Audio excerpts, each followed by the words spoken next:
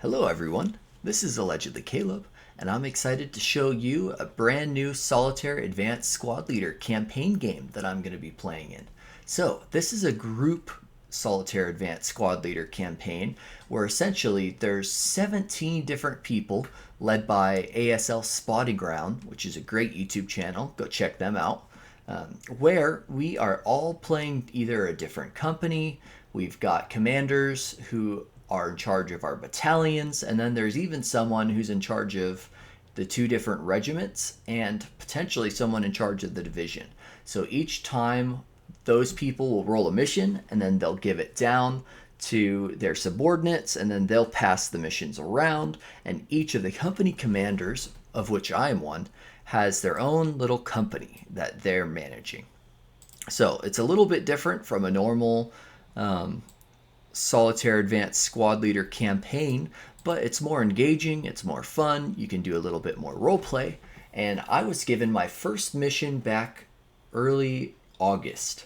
So we've been playing this, maybe middle of August, but we've been playing this over the last couple months, and let me show you my first mission. So, here's the mission orders that were given to me. I'm reporting directly up to ASL Spotting Ground, and these were the orders he gave me. So, I'll read them out. The commanding officer of the 71st Infantry Division has commanded that the division clear a path to the Chairs River with a view to support a massed crossing. Enemy resistance is expected to be light, but be prepared for stubborn holdouts. We have the 194th Infantry Regiment on our left and the 211th in reserve, and the 73rd Infantry Division to our right. My specific, now one of the differences between this and normal campaign games, you roll for a lot of this stuff yourself. With these group solitaire campaign games, the campaign manager will roll a lot of the preliminary information. So he'll roll a bunch of different missions that his entire command is going to have to do, and he'll pass them out to each company depending on the skill of the company commander, the amount of missions each commander has done, the shape his company's in, all those sort of things. So he rolled midday and late evening for mine. Weather is clear. EC is moist. That means fires will be less prevalent. And then a mild breeze from the west. The enemy areas to the west, our areas to the east. Terrain is ETO, which basically means European temperate. And a mixture of country and rural. So these are on the map boards. I'm second company. So I was given 43rd, the 43rd map to use. So that's this one. And then our intent, our battalion intent, the 191st Regiment will clear a route for all enemy units from where we are to the Chairs River, with two companies leading. The first, which is one of my comrades, Andrea, who's actually another not famous, but well-known in the community for creating a bunch of alternative rules for Solitaire Advanced Squad Leader. Check those out as well. Those are really, really cool to use. Anyway, so he's commanding first company. I'm commanding second company.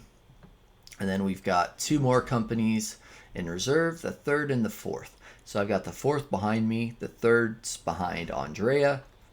They'll have their own missions. So, the first and second companies are doing the mission Cautious Advance. Now, I can't show the actual mission card because those are all very tightly held secrets until the games are released again. But essentially, my orders are to advance toward and penetrate enemy lines. There's going to be light to medium resistance, and we have specific objectives that we need to capture, and we have the potential to unlock more maps as we advance. So that's the general gist of it. We generate the map boards as per the mission, and we can generate a maximum of 2 more map boards. So we were assigned 80 millimeter battalion mortars for use, and then a forward observer party, and then on top of that, once we complete turn 6, we had to basically give ASL spotting ground a sit rep each turn after that. And this game tends to go till once turn 10 ends. After that, you roll 1 die, and if you roll a 1 or a 2, the game ends. So that's how that works. And then the enemy, the French in this instance, they gain victory points by either holding victory objectives or by causing casualties on us. So that's how they get victory points. We get victory points for controlling victory point objectives, for capturing or destroying enemy armored vehicles or guns, and then for activating map boards. So 3 per map board that we activate. Now in this specific mission, there's no AFVs that can be rolled for either side, so it's all going to be either guns or infantry. And then 3rd and 4th Company are going to be doing patrol mission a little bit later in the day, so they have some LV hindrance. Anyway, so all enemy units are French. ELR is 2, which is pretty low. All activations that result in armored fighting vehicles or air support are re-rolled. Our friendly ELR is 3. Any friendly RE reinforcements have to be Verminoc. That means that MMs or units that are SS have to be re-rolled. And obviously no other nationalities either. And then if you get an RE for flanking reinforcements, those have to be re-rolled. All right, so that is our mission. So here we are. I'm going to show you my company really quick. This is my at-start order of battle. So I've got 3 leaders. I've got my 9-1, which I named after myself. I've got an 8-1, which I named after someone I know, and an 8-0, which is after someone else I know. And then we've got 3, 6, 9, 10, 11 of these 4, 6, 7s, which are first line. Basically, these are like well-trained men without necessarily being elite, but they're not second line either. So we've got 11 of those. We've got two scouts, and then we've got 3 50mm mortars, 3 AT rifles, which if we're not going to be encountering enemy vehicles, we don't really need those as much. But then we've got 1 attached heavy machine gun and 1 attached medium machine gun. And then we've got that forward observer. And then finally, the objectives. We've got 1 stone house or 1 stone building over here. I think in my after action report I accidentally called it a wooden house, but no, that's a stone house. We got 1 right there. And then we got a building right here and another building right there. Now let's take a look through, and I'm going to show you all the suspect counters that we rolled. So whenever there are certain rules on how to activate these, but basically once you activate one, it can potentially turn into either enemy units or it's removed and it's sort of seen as like a dummy counter. So you got to treat each one like they could potentially be enemy units.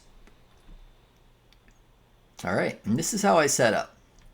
So my general plan, and let me actually pull up, what's it called? Epic Pen. Here it is. This will allow me to write on my screen. So my general plan was to try to move up here, create a base of fire so that we could eventually attack these, because that compound had 2 objectives for us. And then over here, we wanted to create a fire base along here and then push these guys up to try and take that VP hex. So So that was our general plan, and then over here we just basically support pushing onto these guys. So that was my general plan. I'm going to start to go through. You can see we're starting to go through the mission. I'm going through the mission log. So you can see already, I forgot to move that counter by accident. But anyway, you can see we already generated an elite enemy unit there. There's no units generated here because it's within 3 hexes of our friendly side. And you're not allowed to, units aren't allowed to place suspect markers there. Anyway, so no enemy units here, which was pretty lucky for us. There are some over here, a green squad with an LMG and a leader. And they did break one of our units already.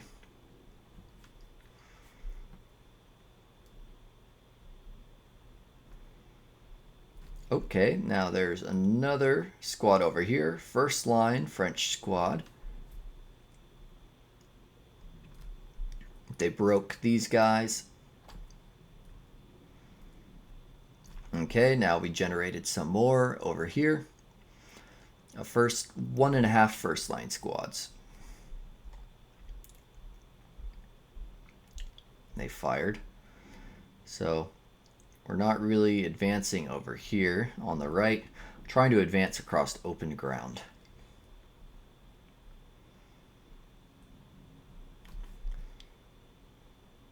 And we actually broke these guys with the lucky advanced firing.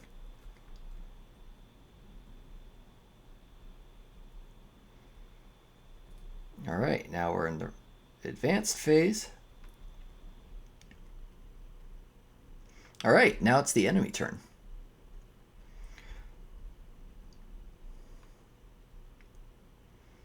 It's their prep fire. They broke one of our units, which sucks.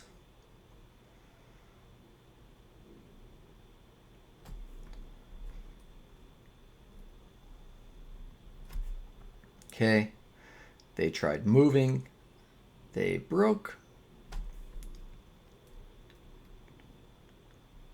Now everything the enemy does is basically randomly decided through dice rolls, whether they move or attack. They're in what's called a holding setup, so generally they're going to be a lot more defensive.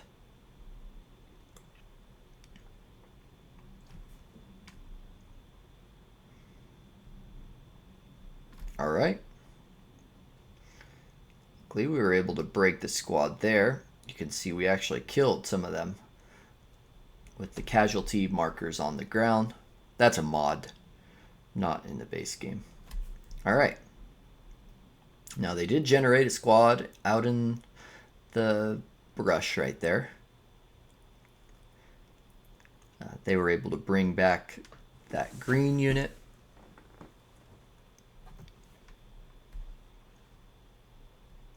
All right.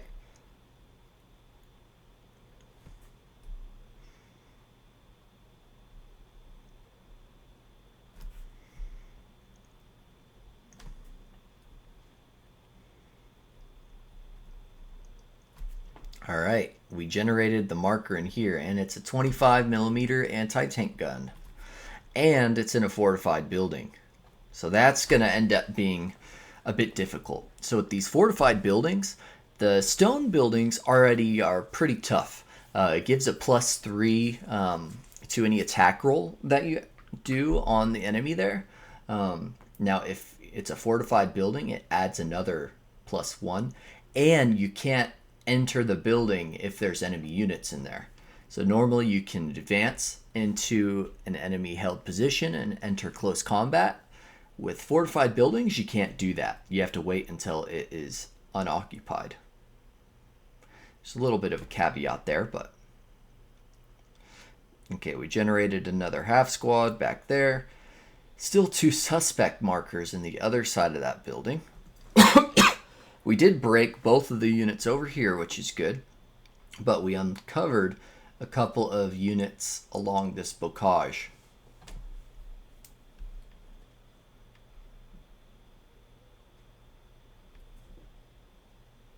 All right, and I noticed we got our spotting round out from our observer, so landed right around there. Definitely don't want that to go off, or it's going to cause our men to actually, I was looking to place smoke out here, but since I have men already in the compound, I figured I don't really need smoke.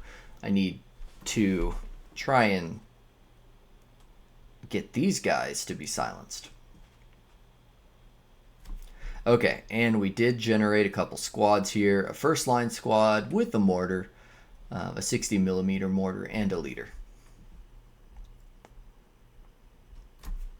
But our machine guns and our mortars are doing pretty good work out on these sides here.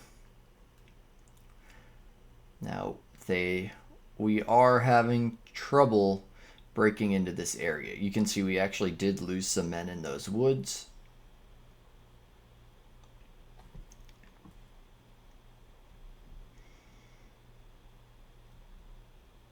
Okay, but we were able to break one of those guys, and we pinned one of them as well. And we had a hero generated. So that hero is going to be instrumental in taking this little area. Okay, that's the end of that log file.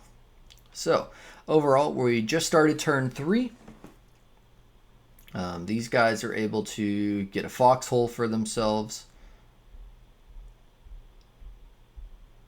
But that's actually going to cause them not to be able to see anything past these initial hexes. So it's not actually great for them. And later I'm actually going to be able to take advantage of that and push men right along the side of the bocage. Because essentially, imagine if your men are in foxholes on the other side of bocage, they're not really going to be able to see anything except for what's literally right on the other side of it, because they're down low onto the ground. So that's kind of the reasoning behind that.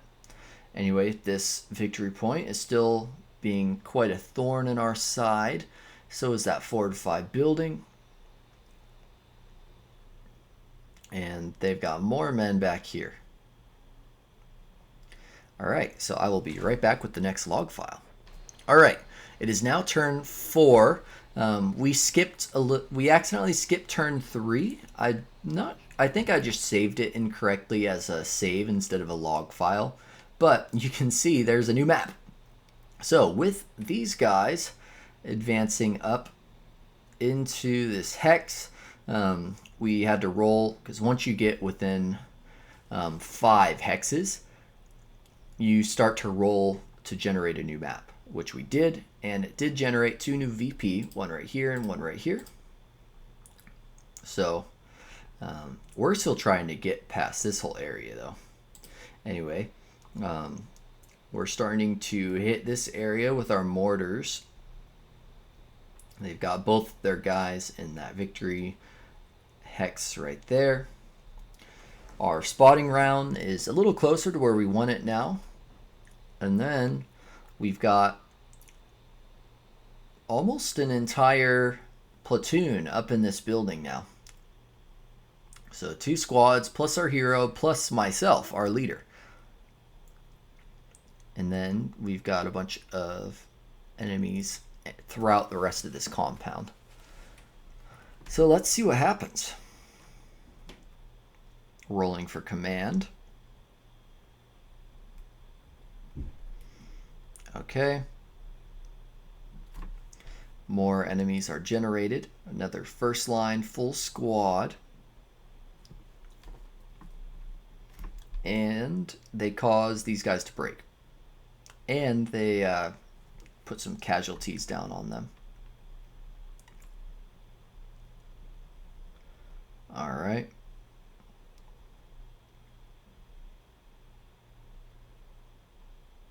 So we got some men into, we got a whole platoon into these woods now. because these guys were panicked, so they weren't able to fire at us.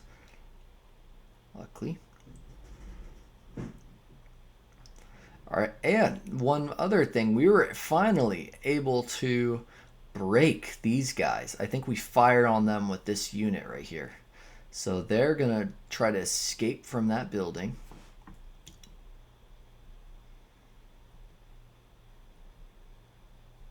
Alright, and they fired onto this unit that was advancing and broke them.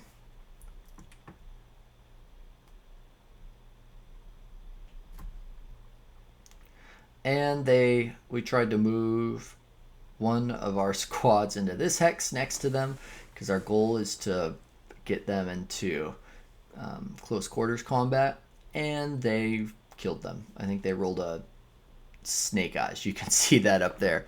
Very unfortunate for us, and the enemy rolled very well for a lot of their attack rolls, but we were able to move in close to them. And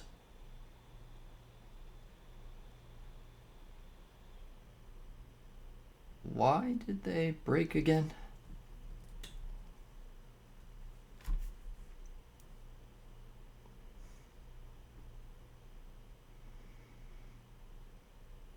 I can't remember why they broke. What?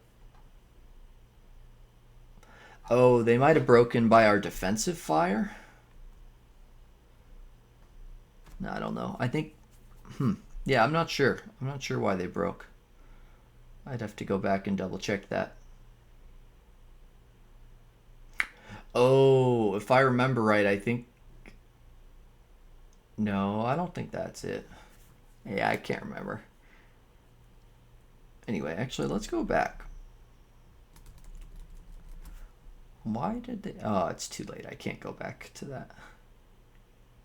Well, they're broken. One little caveat I want to give really quick. I never cheat in these games. In these games, I always try to, in fact, I will make it harder for myself rather than cheat just to win. So if there's ever a time when I'm trying to figure out what a rule is and it's not clear, if there's two different options and one of those options is more difficult on myself, I'll usually take that option. Similar thing to what a lot of other board gamers do, like Zilla Blitz. Actually, he's the one I got that idea from.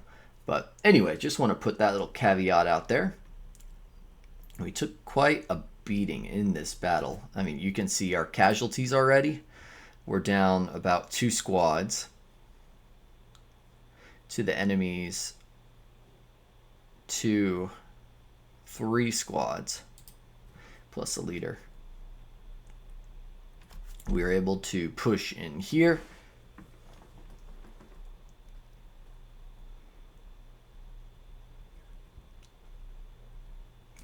And push in there. So we finally took those objectives. And we tried to push over here with one of our units, but they broke. I think they actually got, they took some more casualties trying to cross this area.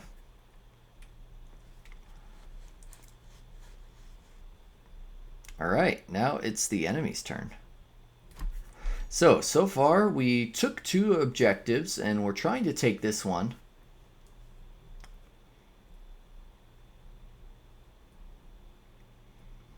Rolling for what each enemy will do. They broke one of our units, and now it's just our hero with his LMG in that hex. They broke these guys, and they actually wounded good old Barrett there with this guy, I believe. Yep. They're firing, so even though these guys can't see over here, they can still see down there. So they fired at them. They're still alive.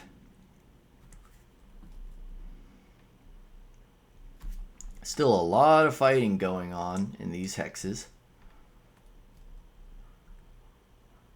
These guys are trying to make their way back into this building before I can get men in there so that they can get back on their AT gun. And we were with our leader, or with our hero, we were just able to stop them. If they were able to get in there, it would have taken much longer probably to take that objective.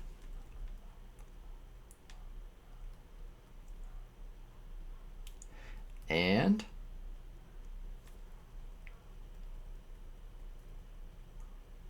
we were able to pin those guys. And I think we just broke that unit right there as well with that HMG or MMG medium machine gun.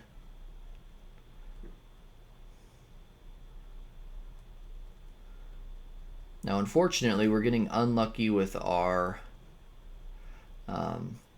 offboard artillery. It has not been much help.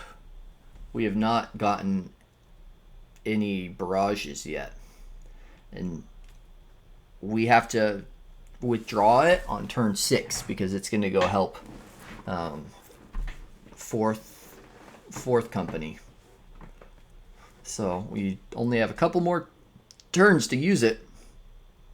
Okay, now what just happened down here? Our units just broke, and our leader just died, I believe. No, he's right there. Okay, yeah, but we've lost some more units where we're not able to reinforce. I was planning on trying to clear this area out, but in the end I decided it might be more trouble than it's worth because there's already 4 full squads over here. All of first line men, which, I mean, already that's usually in this game you want to get fire superiority with your men, especially if you're attacking, and I don't think we're going to be able to do that. And they're all kind of locked behind this line of sight obstacle, so what I'm going to end up doing is pulling these guys through here because we want to take these 2 objectives.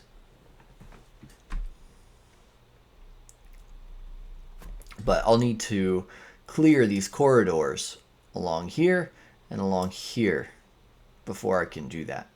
This guy I don't really need to move because as long as I don't move into these hexes, I should be fine. And one of our units went berserk, which is not good. That building's still empty. We're checking everyone. And we were able to eliminate those guys.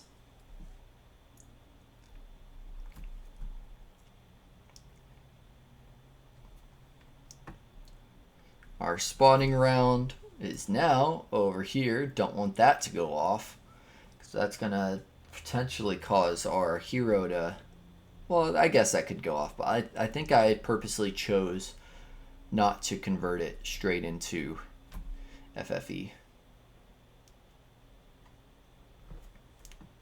Anyway, we continue. We finally got men into this hex. Finally. So we've captured all 3 victory points that are on this map now.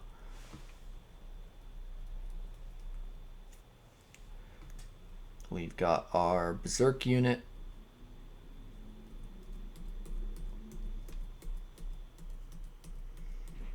And they died. So, no more berserk unit.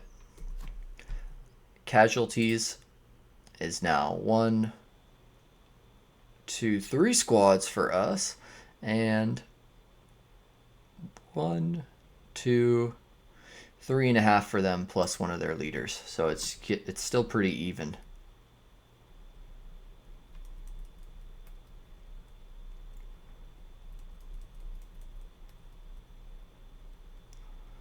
Okay.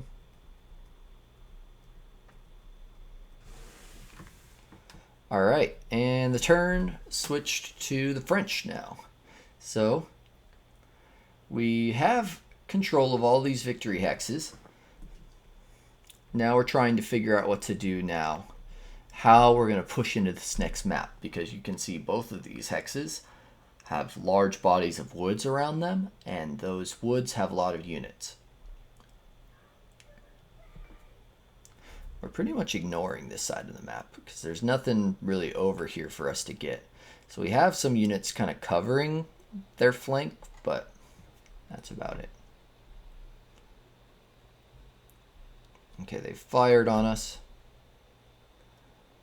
I don't think they've broken anyone this turn.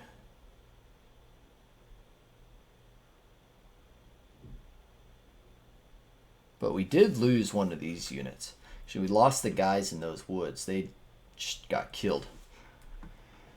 It's not good. Alright, and we got our artillery to finally go off, and it's 80mm mortars, and they were able to basically destroy. They turned the top part of this building into rubble, which they had a unit in that building. So now that unit is dead. There's a flame in that building, and it's rubbled. So that is eventually going to push the rest of these units away if that can convert into a blaze. But on the other hand, we ran into a fortified building location. So now they've got a 37mm infantry gun in that building, which is a pretty nasty little support weapon. I'd never run into that before, actually, while I played this game.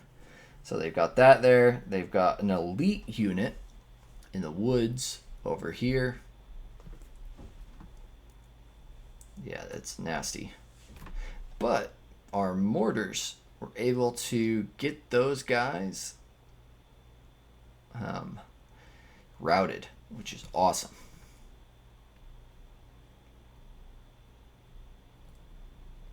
Here we go. And you can see Dugan became heroic.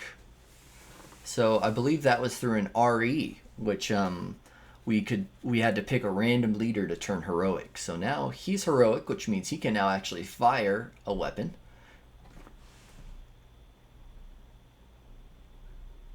I mean, I guess he could fire a weapon before, but now he also has an advantage. There's a -1 modifier to actually shoot stuff. Okay. We were able to figure out that there were enemies in this building, and we basically took them out very quickly with more of our mortars that were down there. And now we're trying to slip guys through that corridor like I was talking about. Starting to pull men away from over here.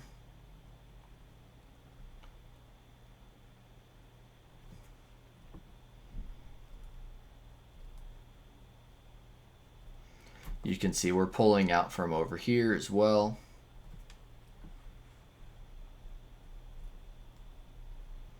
But we just generated another big bunch of guys over in this corner. They have an elite squad and a first line squad, which is not good, plus a leader.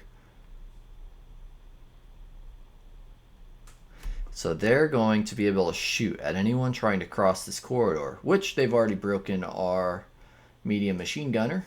But Dugan's leading the charge over here. So we've got approximately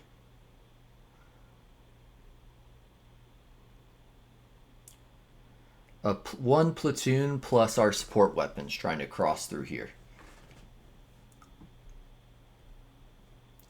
Which now we have even more guys led by Elledge. So we've got about a platoon and a half trying to cross. And yeah, let's check our casualties.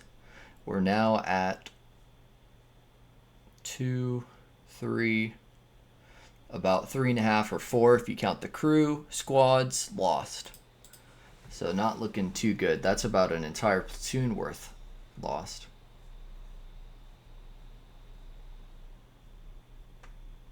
It's now turn 6.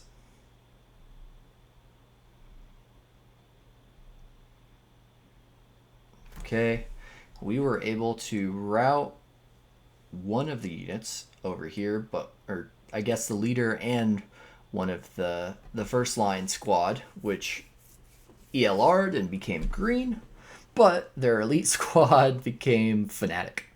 So those guys are not being budged from over there. You can see we actually had a couple of our squads routed. I should say broken.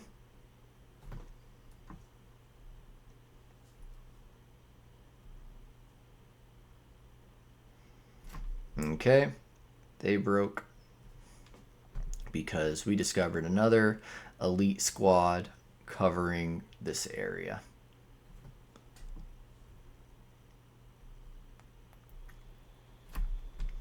We're getting a couple units across, but again, these guys were able to break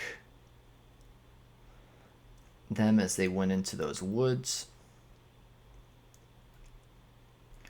We did get our HMG across though, which is good, but most of the units over here are breaking or even being killed as they're trying to cross that whole area.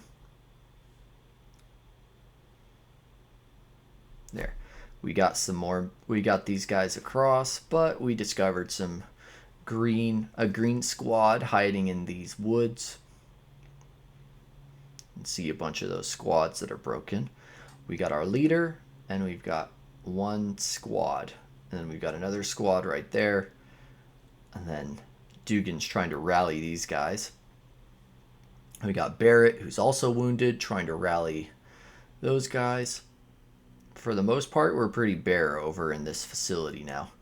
We're mostly just duking off with all these guys.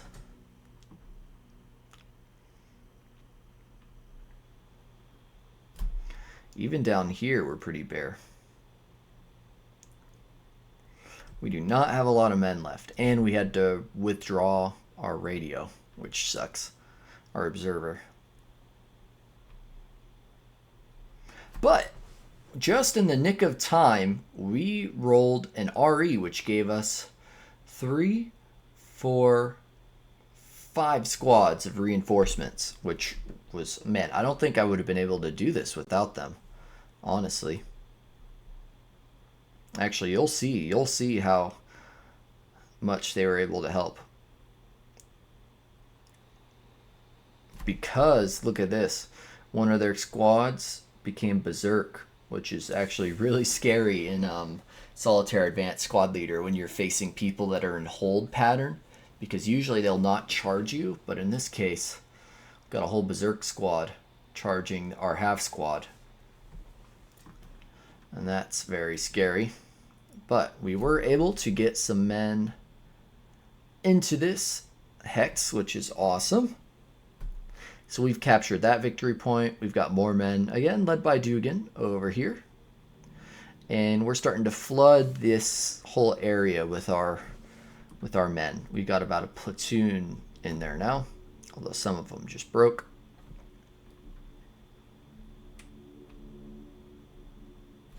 And Elledge is starting to bring more guys over, but more of them just broke as well.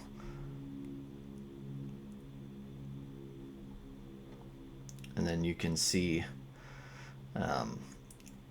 one of our squads broke over here, but we've got this huge amount, this platoon basically of temporarily attached guys. Some of them didn't want to come on though.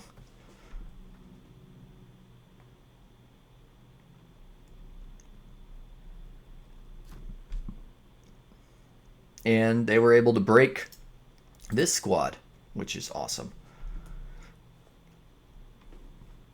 But you can see they were able to get into this area, this hex, and our squad broke during their final protective fire. So they basically broke themselves. And that means that hex is most likely about to fall back into French hands. So their little counterattack, led by a bunch of their angry men, seemed to succeed. But hugely, even though this wasn't necessarily for victory of hex that we needed to capture or anything, but we were able to break a bunch of the guys that were in this fortified location. So suddenly we're going to have a lot less men pouring fire onto this poor hero who's holding all by himself.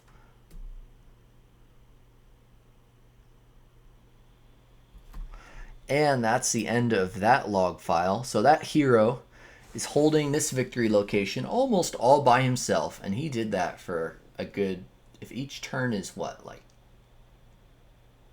I forget how much each turn is supposed to be in this game. Isn't it like 5 minutes or is it 15 minutes?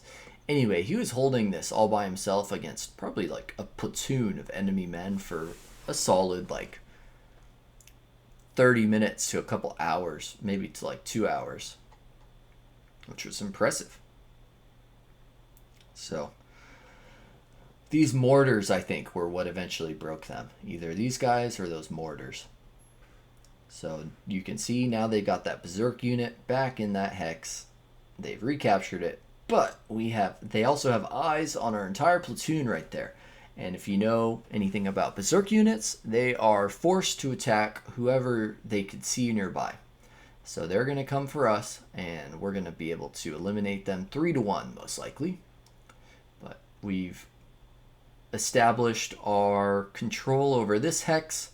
We've got a good perimeter along these woods. These woods are mostly clear. It's just that one elite unit stopping us from pushing for that last victory hex. Let's take a look at casualties. So we've taken 1, 2, 3, 4, 4.5, 5 squads if you count the crew right there. So that's almost 2 entire platoons of casualties. Although they've taken 1, 2, 3, 4, 5, 6, about 6 squads of casualties. So it's been very bloody for both sides. Anyway, I'll be right back with the last log file. Okay, we're back. Now, just a quick idea of where we're at with victory points. Again, the enemy has done 11 victory points worth of damage to us. So that's how many victory points they have right now, plus however many victory points this hex is going to be worth. And one of the things about solitaire advanced squad leader games where victory point hexes are involved, you don't calculate how much they're worth until the game ends. So you could be fighting and losing like 3 squads worth of men for a victory hex, but you could find out that it wasn't actually very valuable by the end. It would have only been worth like 1 hex or 1 victory point. Or it could have been worth 6 victory points or even 7 victory points. So it's kind of risky to fight over those. And I'm really trying to figure out like how much is it worth to try and take that? Is it worth like another squad? What should I do? So far they have 2 victory points, but we get points for maps that we uncover. So this map and this map, which this map will uncover in this turn. That's why it's here. It's here because of the way that vassal logs work, basically. But we uncovered this map, and there's going to be there's only going to be 1 victory point on that whole map. But you'll see why it's so difficult for us to take it in a moment. Anyway, we also captured this gun, so that counts as 1. Now, unfortunately, that little one is a support weapon, even though it was generated on the gun table. So that won't count. But this one's worth another 2 victory points at least. So we've got those. Now let's take a look at turn 9 through 15, and this is the final log file. So we're trying to break that guy watching the river, watching that river crossing. And at the same time, we're pushing our men forward. Pushing our men forward to eventually cross.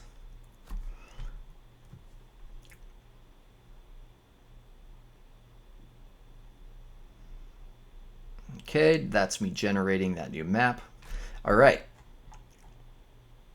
Actually, no, it's not. Not yet.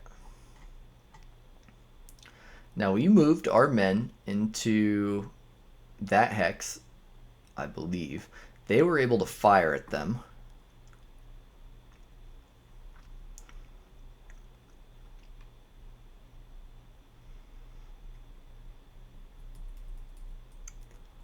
Okay, this is when we rolled an RE that mistook. It was actually supposed to be enemy artillery, an enemy artillery RE.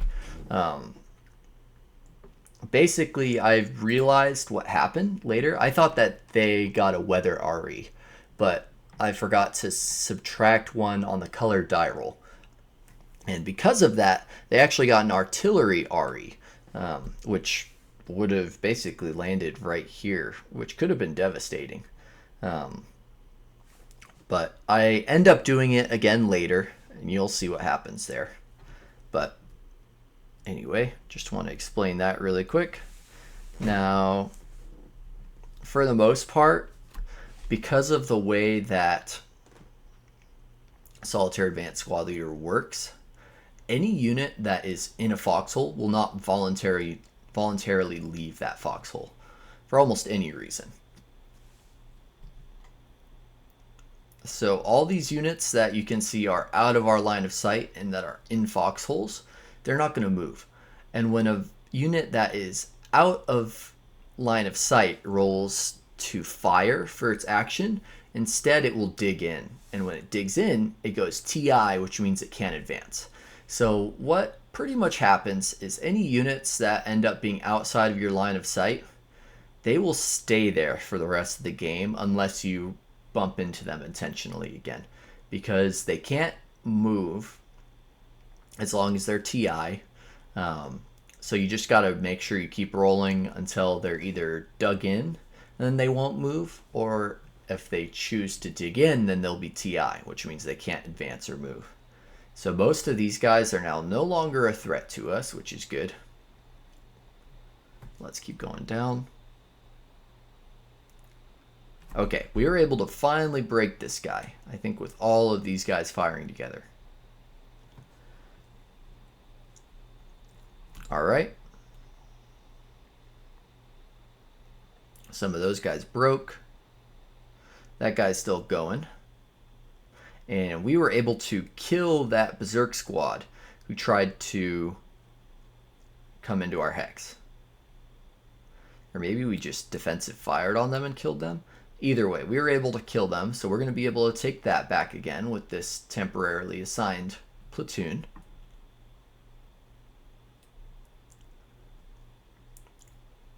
All right.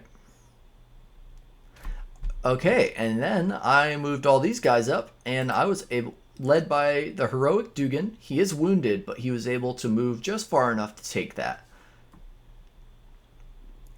Now, unfortunately, this doesn't seem like that big of a threat.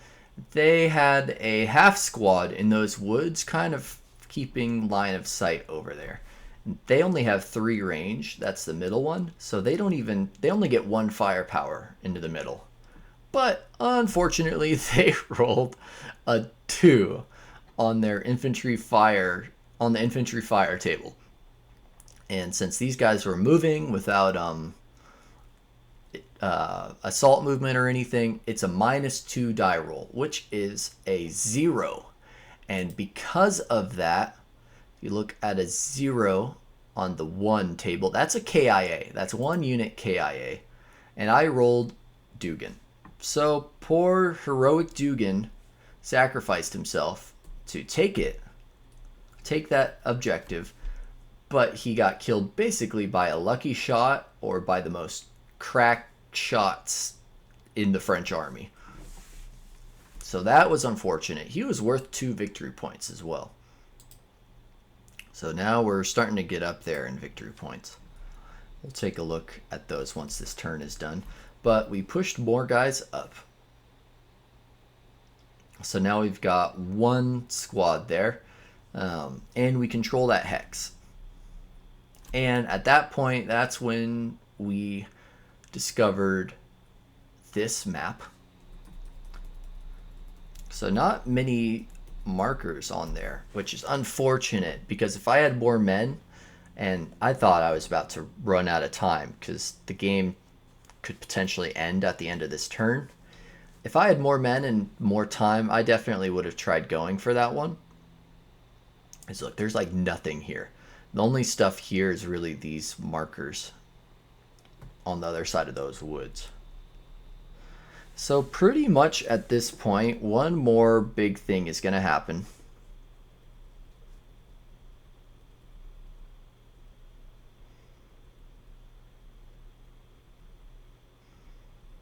Okay, where it happens at the beginning of the French turn. They roll an RE. Or, you know what? No, that happened at the beginning of my turn. So we're rolling for the French. They broke these guys.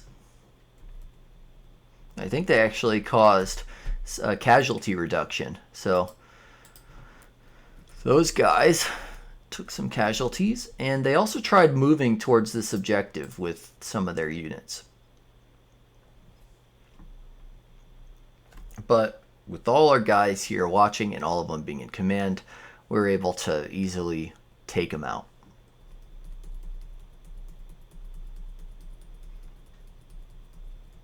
So now we continue. We took out some more of their routed units.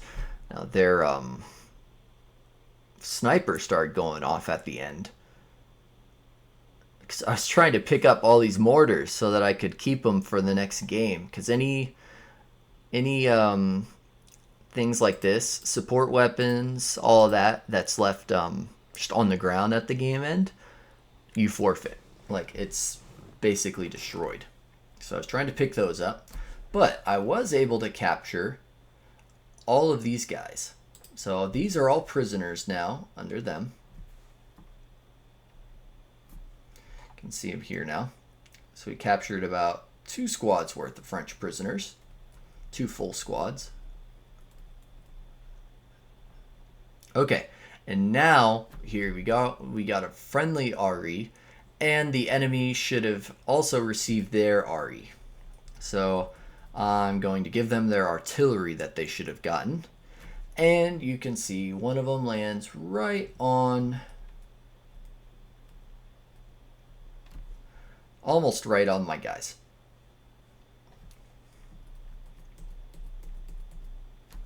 And it reduces them to a half squad. Another one goes way up there and doesn't really do anything. So I took more casualties. And at this point, I kind of just settled in with my guys. I said, all right, I've taken so many casualties, it's not worth it to try pushing up here and just take even more casualties. And most of their men are no longer in my line of sight. So I kind of just started.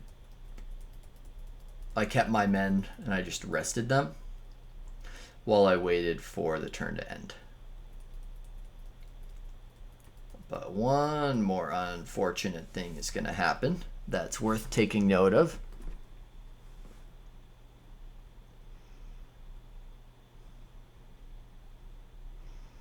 Their FFV1 appeared right down there, and it killed these guys.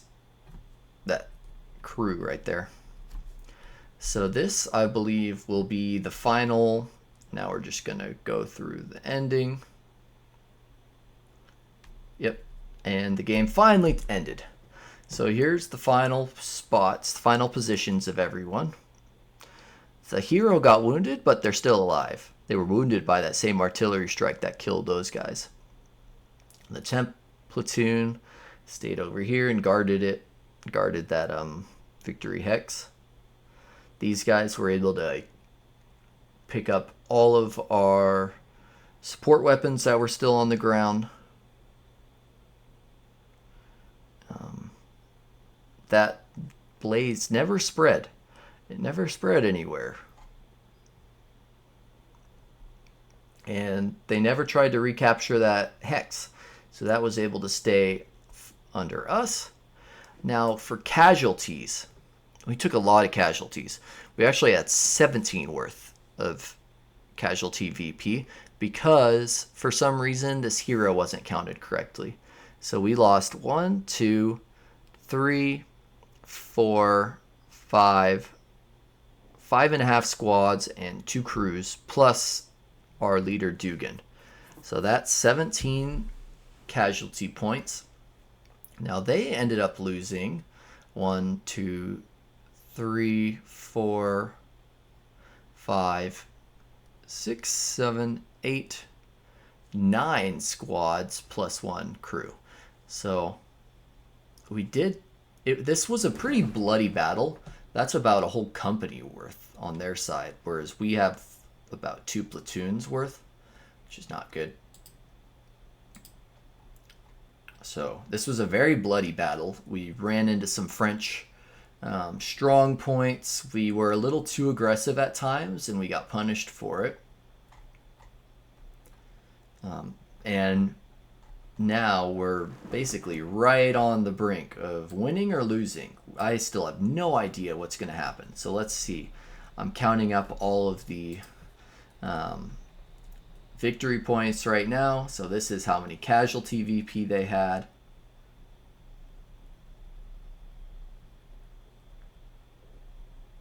All right. And we had 6 VP for 2 map boards activated and 2 VP for a captured French gun. I had confirmed that this one was not a gun. That's a support weapon, so I didn't get 2 more from that, unfortunately.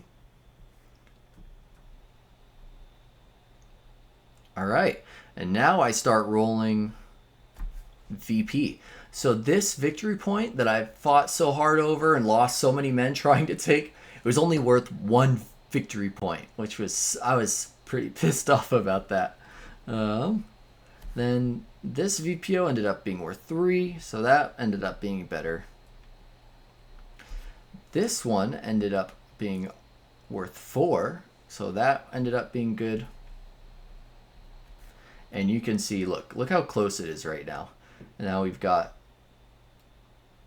2 more of ours that we get to count, plus 1 of theirs, which this one, since it's the only one on the map, it's going to be worth a lot of victory points. So, all right, and we got 2 victory points for this one. That's not good. So now we have, it's tied 17-17. So there's more of a chance that this victory point is going to be worth more than this victory point. So let's see though. And I roll a 2, which gives 4 victory points for this one. So now you can see 22-17. So if they roll a 5, if they get 5 victory points for this one, then we draw. If they roll 6, then we lose. We lose. And let's see how many they get. They get 3 victory points. So overall, it ends up being 20 French victory points to 22 German victory points. So we squeaked out of this one. If we had lost 1 more full squad, or even a crew, we would have tied, and I think with draws, you actually lose if you're attacking. So this was extremely close. And at the end, we even got 1 squad back in our victory points, or back in our TOE. So we lost, we're down by a lot of men. But overall, we were able to come out of this battle victorious. But man, this was a bloodbath for both sides. So I did end up being given a wound badge, though, for this battle, because we were down to basically 59% of our TOE by the end of this. And we were still able to win. So we received a wound badge. For the next battle, we are going to be receiving some squads from one of the companies that's in reserve. We're going to receive some squads temporarily attached. So I think 1 platoon plus maybe 2 more squads. So maybe 5, which will come in very handy because I know the next mission will be potentially a little bit tough. So everyone, thank you for watching. If you like this video and want to see more updates about the Group Solitaire campaign that we're playing, let me know. Yeah. Anyway, thank you for watching, and I hope you enjoyed. I'll catch you later. Bye-bye.